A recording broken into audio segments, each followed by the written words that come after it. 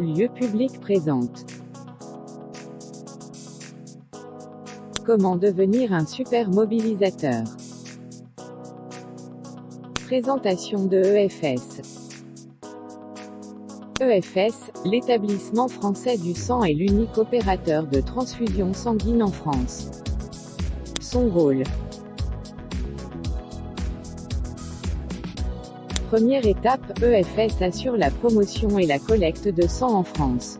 Deuxième étape, une fois avoir collecté le don du sang, EFS est en charge de la préparation des produits sanguins destinés aux hôpitaux et laboratoires.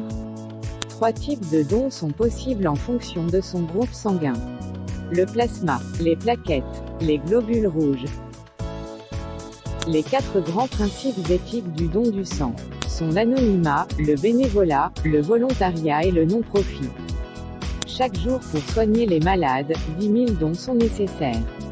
Un don peut soigner jusqu'à 3 malades. Seulement 4% des personnes entre 18 et 70% donnent leur sang en France.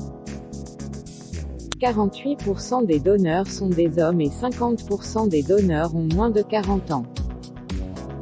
En région Centre-Pays de la Loire, 12 sites de collecte sont répartis sur 11 départements. Ces sites de collecte sont ouverts du lundi au vendredi et le samedi sur rendez-vous. Des collectes mobiles sont organisées toute l'année sur tout le territoire. Plus d'informations sur efs.santé.fr. Pourquoi donner son sang? 44% des donneurs déclarent le faire par altruisme, civisme et par solidarité. Le paradoxe est que 96% des personnes âgées entre 18 à 65 ans sont prêtes à donner leur sang. Mais uniquement 4% le font réellement. Donner son sang requiert des conditions. Être âgé entre 18 et 70 ans et peser plus de 50 kg. Également bien respecter un délai de 8 semaines entre 2 dons de sang et 15 jours entre 2 dons de plasma. À quoi sert un don de sang?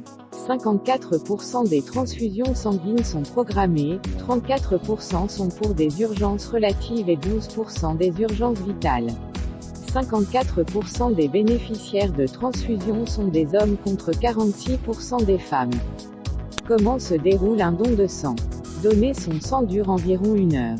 Étape 1, vous êtes accueilli par un secrétaire.